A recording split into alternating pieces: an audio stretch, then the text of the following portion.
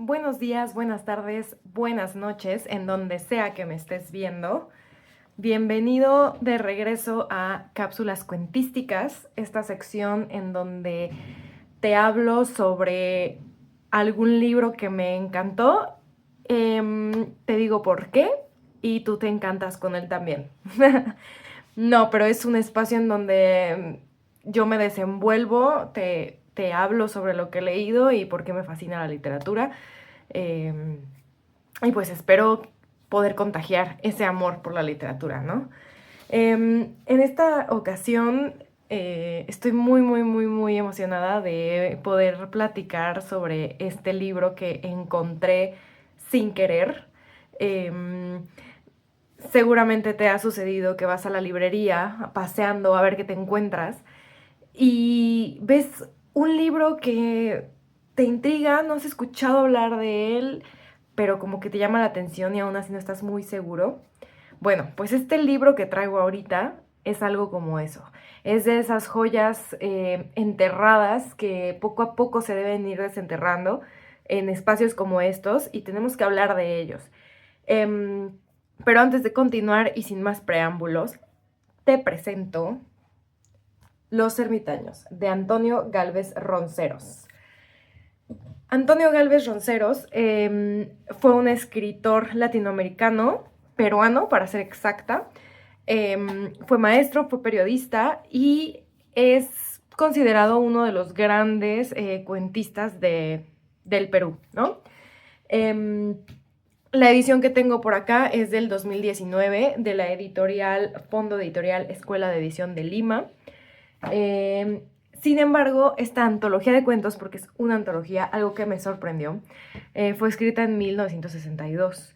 ¿Qué sucedía en los 60s en Perú? Bueno, básicamente estaba sucediendo la generación de los 60, una oleada de grandes escritores, entre ellos Vargas Llosa, que es como el, creo que más reconocido, pero entre ellos está Antonio Gálvez Ronceros. Y regresando un poquito a cómo me encontré con este libro, recuerdo que no lo compré al momento en que lo vi. Me intrigó muchísimo su portada porque, mírenla, es una ilustración bellísima. También porque yo estaba haciendo un ejercicio con un personaje como el ermitaño, con el arquetipo de ermitaño, y literalmente me acuerdo de estar bajando las escaleras y tener esto enfrente de mí. Y dije, esto debe ser una señal. Sin embargo, como no había escuchado de él, lo vi cortito, lo vi como muy nuevo, porque yo estoy muy atraída por ahorita, en esta etapa de mi vida, por libros un poco más, más viejos, ¿no? Como que estoy intentando regresar como a esos clásicos. Aunque no es cierto, la verdad es que leo de todo. Pero bueno, no me perderé mucho en ese tema. El punto es que como que me atraía, pero no. Y seguramente tú como lector, lectora, entiendes ese recelo que uno va sintiendo cuando encuentra libros que no conoce o autores que no conoce, porque vaya, la lectura es como una relación, ¿no? Requiere de tu tiempo, requiere de tu dedicación, de tu compromiso. Le entregas tus lágrimas, le entregas tus risas, tus alegrías, tus miedos. Entonces, obviamente, no vas a elegir cualquier libro porque y mucho menos porque te lo encuentras y lo ves como una señal, ¿no? Pero me quedó la espinita. Entonces me puse a investigar un poco sobre Ronceros y para empezar, un libro que se llama Historias para unir a los hombres. Vaya, el título, o sea, yo dije, ¿qué es esto? Lo leí y al menos las primeras hojas, no lo leí completo, pero al menos las primeras hojas, eran como pasajes muy cortos, muy breves, pero llenos de profundidad, o sea, como estas anécdotas que incluso te puedes encontrar en algún Rulfo, em, pero muy breve y como irónicas, como sarcásticas, con esos tintes latinoamericanos que encantan. Y dije, no, o sea, ¿cómo es que lo dejé ir? Entonces, rapidísimo, lo pedí y pues lo pude tener en mis manos y la verdad es que me agradezco tanto haber confiado en este libro. Un poquito de contexto. Los ermitaños, escrito en 1962, abarca historias de personajes en zonas rurales que realmente yo diría que son personas y que Ronceros tiene esta maravillosa habilidad de volver personajes. Bueno, de zonas rurales de Chincha Alta, en la costa sur de Lima, y pues engloba personas marginadas, aisladas, incluso un poco solitarias, sobre todo campesinos, más que nada, y pues bueno, es de esperarse teniendo un título como Los Ermitaños, que más y más vueltas le doy, me voy dando cuenta de el gran tino que tuvo, ni siquiera tino, porque no le atinó, la gran decisión que tuvo de ponerle Los Ermitaños. ¿Por qué? Porque para empezar, el arquetipo de ermitaño siempre se toma como en singular, ¿no? Como el ermitaño. Pensando en estas personas que se alejan, que son bastante ascetas, que por cierto tienen un origen mucho más profundo, un origen religioso incluso, en donde son personas que deciden dedicarse 100% a sus creencias, a su fe, a su religión, y se alejan con tal de demostrar esta devoción a su creencia, volverse ascetas para entregarle toda su atención y todo su ser a esta fe. Y bueno, poco a poco este arquetipo pues ha englobado distintos cuencos y también nos hemos encontrado con este análisis un tanto superficial de personas que incluso se pueden ser catalogadas como antisociales cuando no es el caso. Y bueno, llega Ronceros y dice, el ermitaño, pero ¿qué pasa con estas personas rezagadas, marginadas, que no eligen ser ermitaños por voluntad? ¿Qué pasa si no es el ermitaño y son los ermitaños? ¿Qué pasa si es un colectivo? Y entonces me llama la atención que haya puesto el arquetipo en plural, volviéndolo incluso ya el ermitaño y los ermitaños como arquetipos completamente diferentes. Y bueno, sin duda, te demuestra aquí una gran habilidad para mostrar nuevas formas de escritura, nuevos términos. Porque algo que me encantó es su forma de escribir. Es difícil catalogarlo solo en fantasía o solo en realismo mágico, que creo que incluso muchos profesionales, muchos críticos, incluso puristas, dirían que o es realismo mágico porque es latinoamericano o es fantasía porque es fantasía, ¿no? Sin embargo, yo creo que necesitamos una nueva categoría, porque no termina por ser ni fantasía ni realismo mágico. Y es difícil de explicarlo, pero es porque, por ejemplo, mientras vemos en un Rulfo fantasmas que parecen personas y no se sorprenden los personajes, o tenemos a un 100 años de soledad, un García Márquez, en donde las hormigas están comiendo un bebé y es algo de la cotidianidad. Aquí no vemos cosas así de fantasiosas y no vemos reacciones tan realístico-mágicas. Más bien lo que vemos es un ambiente en donde las emociones se vuelven materiales, en donde los verbos se vuelven emociones, en donde los personajes no son nada sin definir su comportamiento. Entonces, no es tanto que tenga detalles fantásticos, detalles realístico-mágicos en donde te sorprenden por alguna magia o donde solo hay magia en sí. Más bien es que con su pluma hace que las emociones se vuelvan como conjuros que se quedan en el aire y van creando todo este ambiente que de repente ya, en donde de repente ya nos vemos inmiscuidos sin darnos cuenta, ¿no? Y creo que la mejor forma de hablar de esta antología es dando un poquito de sinopsis de cada cuento. Aquí vienen 7 cuentos y uno es cada vez mejor que el otro. No, no es cierto, eso es subjetivo. Yo creo que sí es evidente que va mejorando de título en título conforme avanzas. Sin embargo, no directamente como de, tiene 1 estrella, 2 estrellas, así hasta las 7 estrellas, ¿no? Pero sí se va notando, o sea, creo que esta edición tuvo una gran decisión en el acomodo de los capítulos. Pero después andaré un poco más en eso. Para empezar, hay un prólogo que me encanta su título, que es Para leer después, porque es preciso para leer después.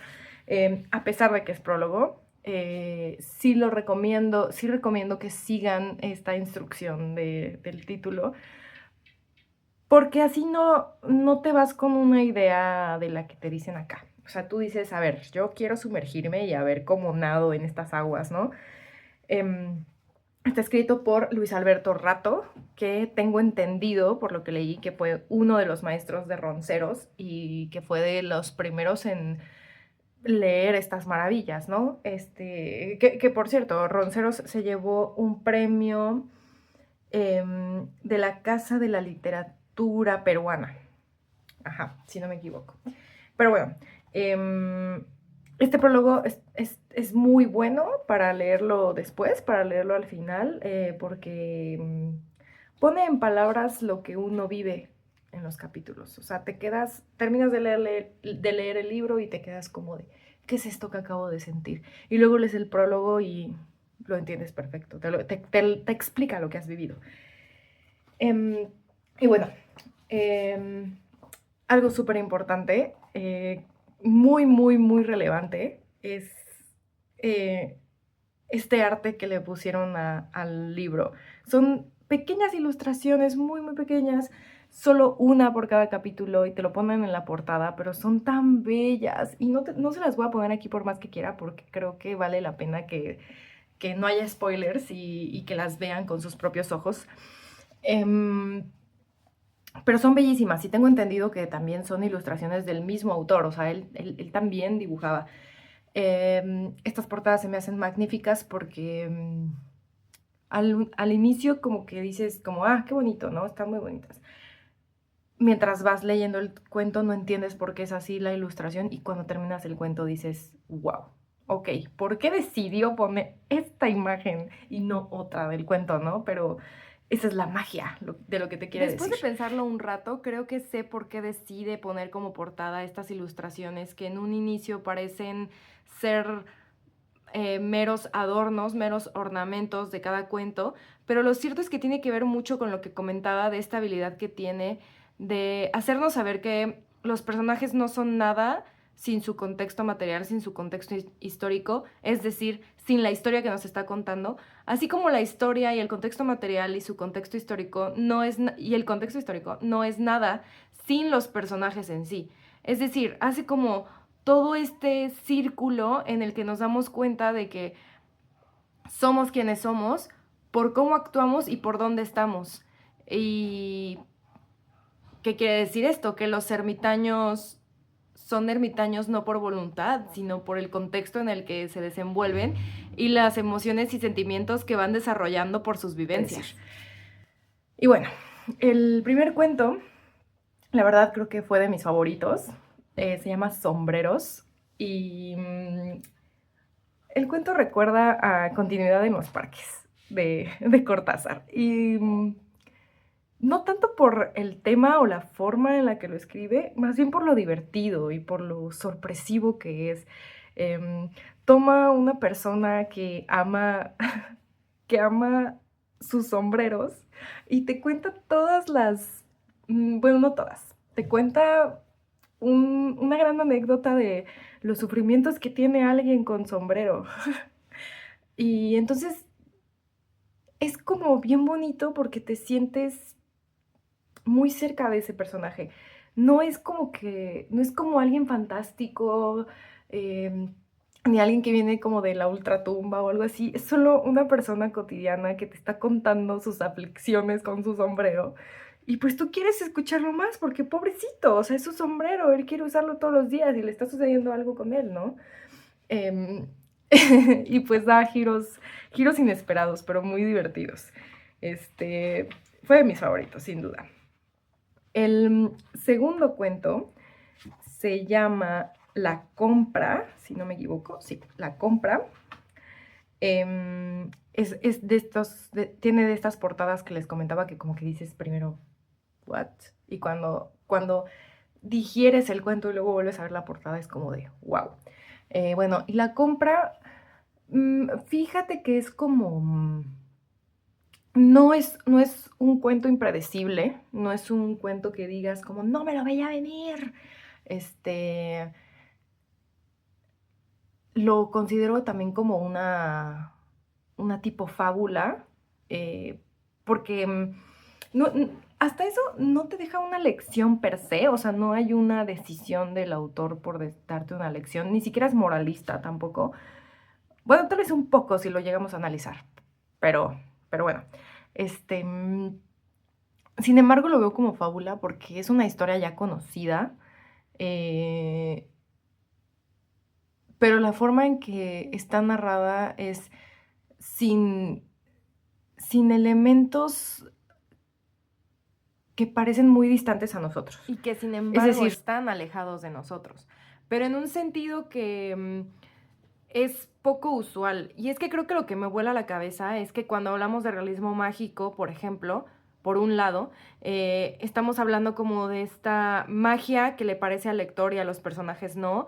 Y cuando hablamos por otro lado de la fantasía, es esta magia que conocemos de la fantasía, pero que normalmente está anclada eh, a magos, ¿no? O a seres fantásticos, o incluso a objetos, a cotidianidades, a contextos, a historias, de realeza o de, no sé, de personajes como que muy estereotípicos, quizá otros arquetípicos, pero sobre todo estereotípicos que uno ya conoce. Y lo que hace Ronceros es ir a estas zonas rurales que comentaba, estas zonas en las que se enfoca y que, por ejemplo, en lugar de hablar de un carro de la urbe, te habla de un burro en el campo, ¿no? Y tal vez a uno que vive en ciudades, en metrópolis, pues sí son objetos alejados y sin embargo no están tan alejados como lo sería un carruaje. Y ahí es donde también no solo te rompe esta percepción que tienes de estos géneros, sino también de hacerte preguntar de quién estás más cerca, de estos seres estereotípicos de, no sé, de realeza o de fantasía, de estos castillos, de estas aventuras, o de estas personas hechas personajes aquí, eh, que son agricultores, que son campesinos, que traen la comida a tu casa, básicamente, ¿no? Y todos estos objetos que utiliza en sus cuentos, aunque no son de la cotidianidad de la gran mayoría de personas que va a leer estos libros, aunque eso es estar muy sesgada, em, sí son mucho más cercanos a los que se suelen utilizar en historias de fantasía o en historias más populares, más bien, para no caer en términos un poco más críticos. Em, y pues hay otra de sus bellezas, te hace cuestionarte de quién estás más cerca. Y créeme que estás más cerca de ser esos ermitaños que, que de el ermitaño arquetípico del que se suele o criticar o alabar, ¿no? O bueno, ya me dirás tú, coméntame. Y bueno, básicamente habla sobre el racismo, sobre la discriminación eh, y estas ganas como de seguir consumiendo, incluso en cosas que parecen muy estúpidas, que como que no tienen sentido y es como de, pues que no son así la mayoría de las compras hoy en día, pero, o sea, lo logra de una forma que me parece fabulosa para usar esta rima de fábula fabulosa, ¿no? Esta relación, más bien. El siguiente cuento se llama El Buche, el cual está divertidísimo. Está divertidísimo. O sea, aparte, en este cuento saca a relucir esta estructura que tiene como de flashbacks y flash forwards, que lo hace magnífico. O sea, yo como escritora me quedé así como de cómo no se hace bolas, cómo logró que utilizar estos recursos y darse a entender, ¿no? Se nota el trabajo ahí. Y está graciosísima, también es como una anécdota que no te crees, que no te la crees. O sea, que seguramente te lo va a contar un tío o un primo que fue de vacaciones a una playa escondida y se lo cuenta la persona que lo atiende en el restaurante que está a la orilla de la playa. O sea, es algo muy, muy, muy chistoso. Y fíjate en esto, fíjate en lo que te voy a decir. Recuerda al primer capítulo de Black Mirror, así el primero de la primera temporada. Recuerda el primer capítulo de Black Mirror. Y esto me sorprende muchísimo porque estamos hablando de una serie cero latinoamericana de esta época en comparación con un libro que se escribió en el 62, latinoamericano, peruano. O sea, ¿cómo es posible? Bueno, pues tienes que leerlo para saber cómo es posible que entren en relación cosas tan alejadas, ¿no? El siguiente cuento es La Cena. Este cuento recuerda, sin lugar a dudas, en cuanto lo estaba leyendo, no podía dejar de pensar en Aceite de Perro de Ambrose Bierce. No sé si lo estoy pronunciando bien, pero ajá, Aceite de Perro es un excelente cuento, Aceite de Perro, y La Cena de Ronceros recuerda mucho a este, porque habla, para empezar, los personajes son una familia marginada, una familia que tiene dificultades para alimentarse y da un giro terrorífico. O sea, pero ni siquiera es terrorífico, así que de que ¡boom! Te solté la bomba de terror. O sea, es como que va haciendo así como poco a poco te va llevando a la historia y te va llevando a la historia. Y aquí también utiliza estos recursos de esto pasó antes, pero ahorita estamos en el presente y yo me imagino que va a pasar esto. Y no te haces bolas, o sea, lo logra muy bien. Y aunque tampoco es impredecible, otra vez, trae objetos de zonas rurales que los convierte en objetos comunes, incluso en zonas urbanas. Es que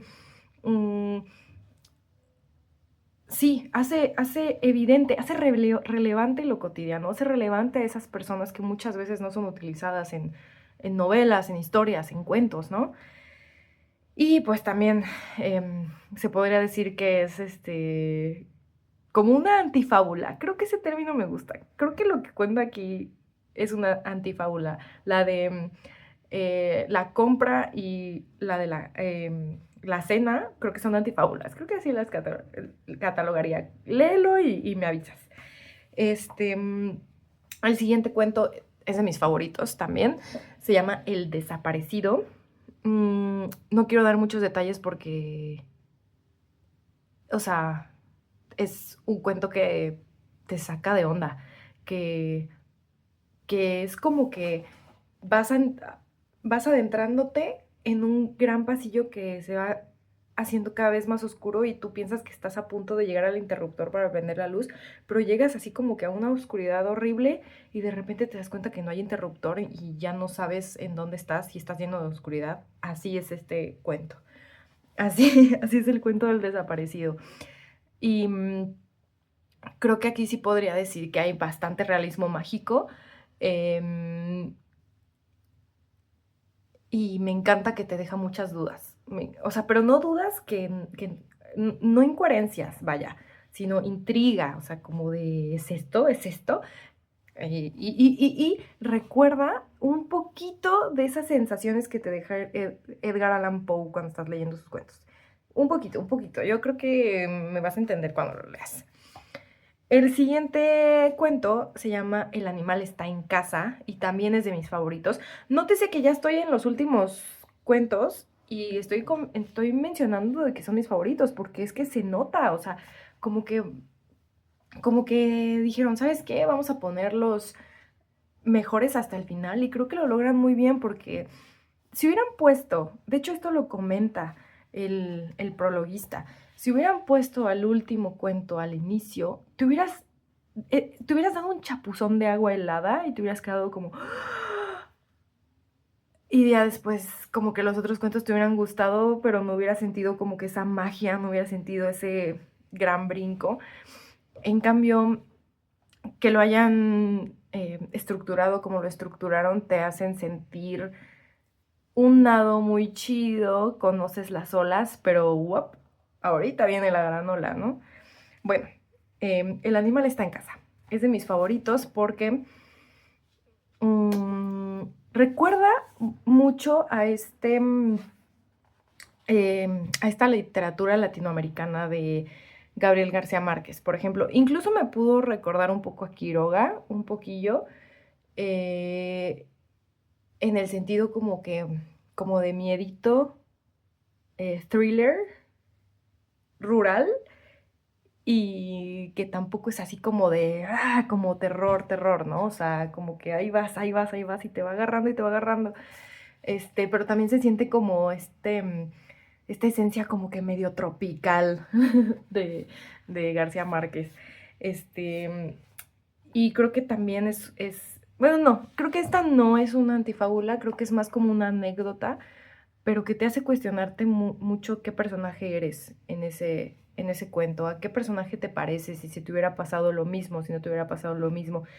Y aquí es donde, o sea, hace todo una marometa de ir para adelante, ir para atrás, presente, pasado, futuro.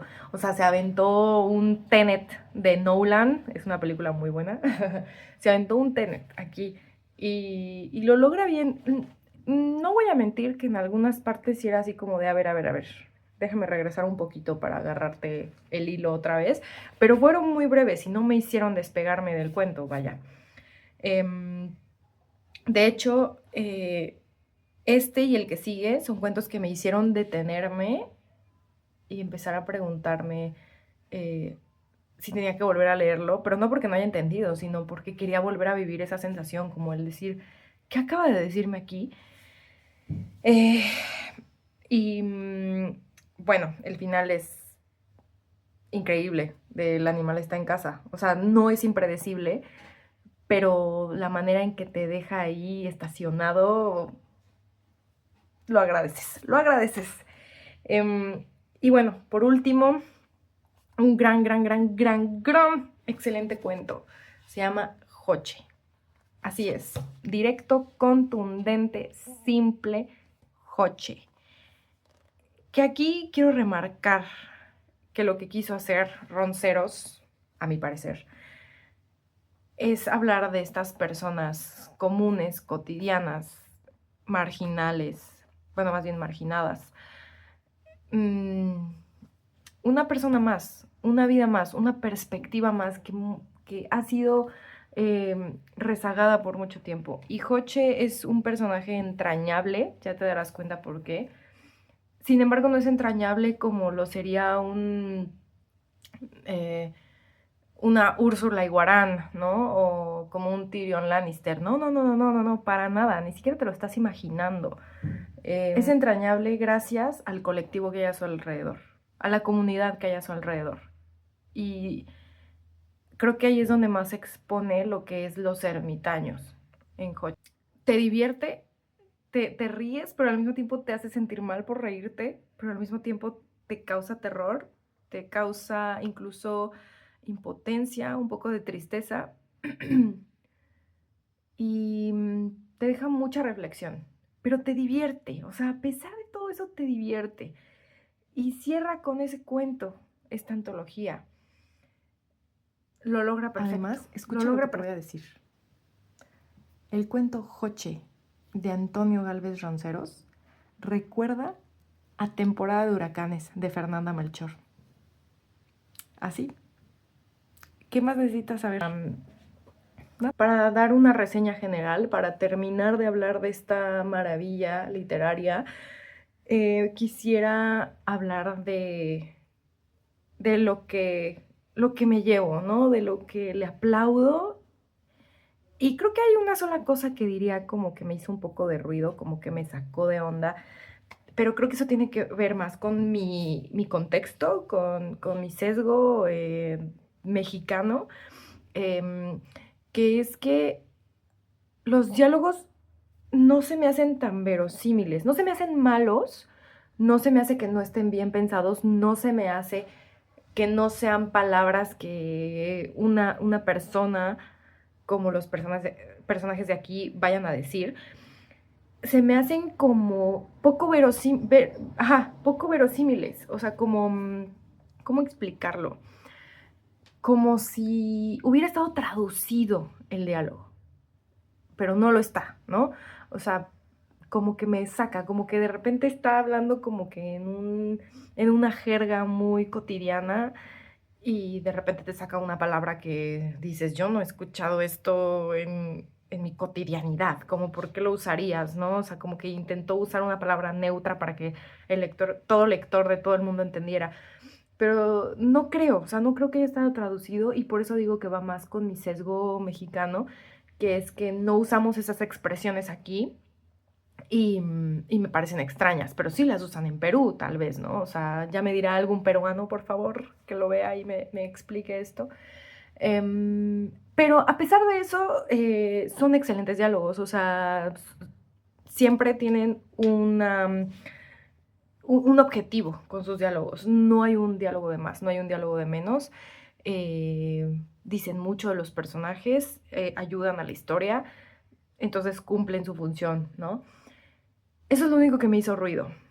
Yo a Antonio Gálvez Ronceros le aplaudo que haya utilizado este arquetipo individual, poco tocado desde esta perspectiva, y lo haya vuelto un arquetipo comunitario, como ya lo había dicho, en donde haya cubierto a todas estas personas que no han elegido ser ermitañas y que es el otro el que le pone este título, y que aquí nos demuestra que están riquísimas esas personas, son muy ricas en su vida, que tienen estos problemas que muchos de nosotros tenemos en nuestro contexto, aunque de formas diferentes, que hubiéramos tomado decisiones distintas, pero solo por nuestro contexto material, no por otra cosa.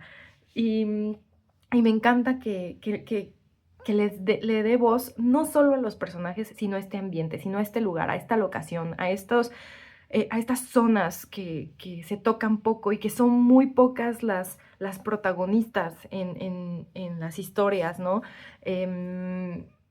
Eso se lo aplaudo mucho. Y también su gran habilidad.